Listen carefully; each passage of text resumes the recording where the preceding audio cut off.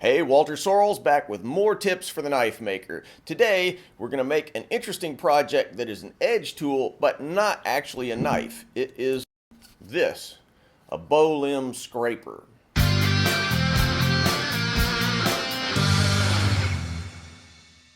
Okay, so there are probably among all my faithful subscribers about 3 guys who really have even the vaguest interest in making a bow limb scraper. So why would I make this tool? First, of course, because I'm interested in it. But more importantly, one of the coolest things about making knives is that you learn a very wide range of skills. Metallurgy, heat treating, woodworking, all these different kinds of things, and you can apply different skills to disciplines or crafts outside of knife making and make some really cool tools. So this just happens to be something that I'm into right now, and so I'm going to show it to you. So, well, you may ask, what is a bow limb scraper?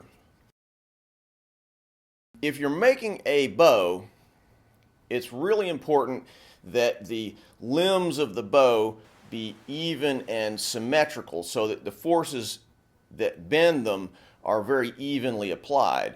If they're not, the bow will shoot badly and it's liable to crack. The bow that I'm making is a very simple long bow made out of basically one piece of wood. So everything has got to taper exactly right, otherwise the bow is going to really be bad.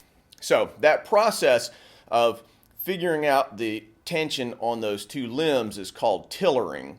And so this bow limb scraper is designed to scrape very, very small amounts of wood off of those limbs. If you take off big chunks, you'll very quickly make some big mistakes. And so in the final stages of shaping a bow, it's good to have something that's going to scrape off very, very small amounts of material. So that's what we're going to make today.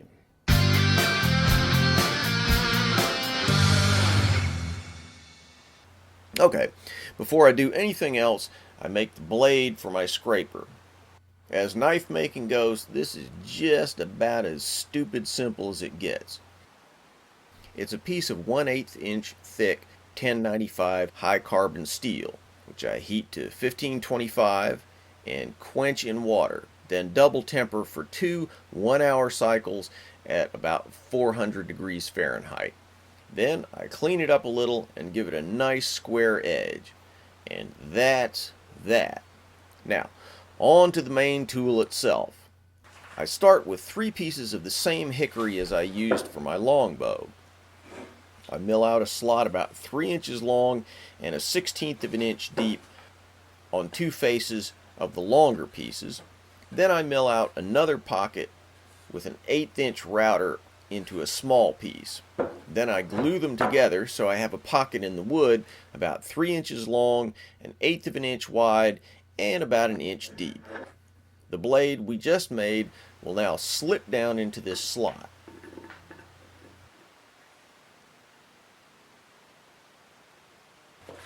Next, I cut a few chunks out with my bandsaw, leaving 2 extensions, which I then shape into handles using my belt grinder. Then I use the 10-inch wheel on my grinder to grind out a rebate in the bottom of the tool and smooth the top a little. Next, I drilled out 2 1/2-inch holes in the front face of the tool. To go into these holes, I took 2 pieces of brass rod and drilled out a 5/16 inch hole down the center of each one.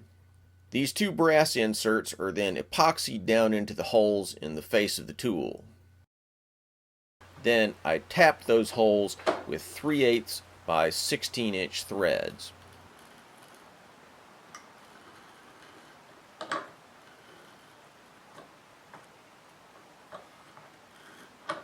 I now insert set screws with Allen heads right into these holes.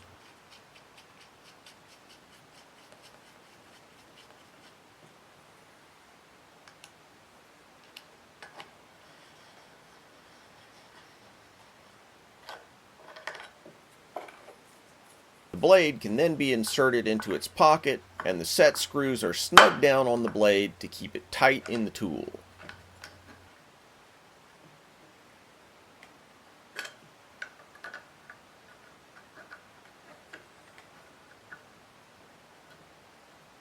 So the tool's basically finished now, and I tried it out and found that I needed a couple of minor adjustments. So the main adjustment I made after trying the tool out was to put an extra angle on the little rebate underneath the tool.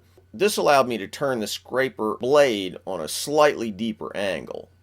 I should note that the commercial scraper I saw mounted the scraper flat on the bottom of the tool, but I wanted my blade closer to the axis of the tool handles to reduce user fatigue and increase control, and that's why I have that rebate.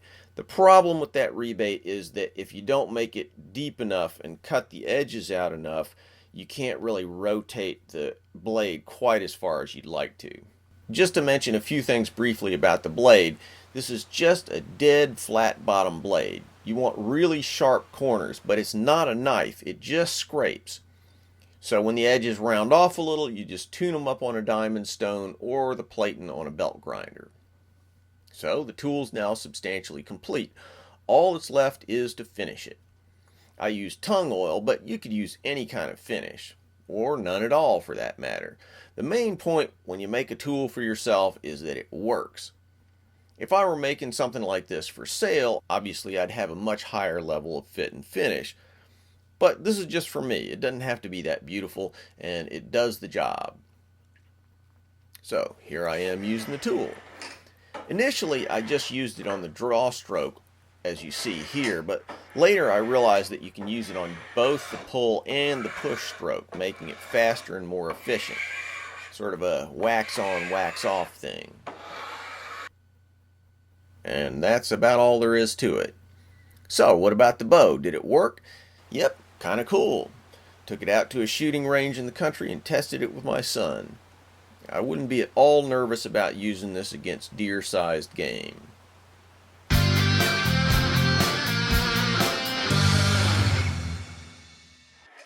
So, here's the takeaway.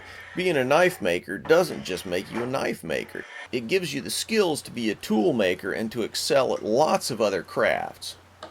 Okay, maybe excel is too strong a word. Hey, the first bow I made, well, it kind of snapped in half, but the second one works great. Like I always say, fail your way to success.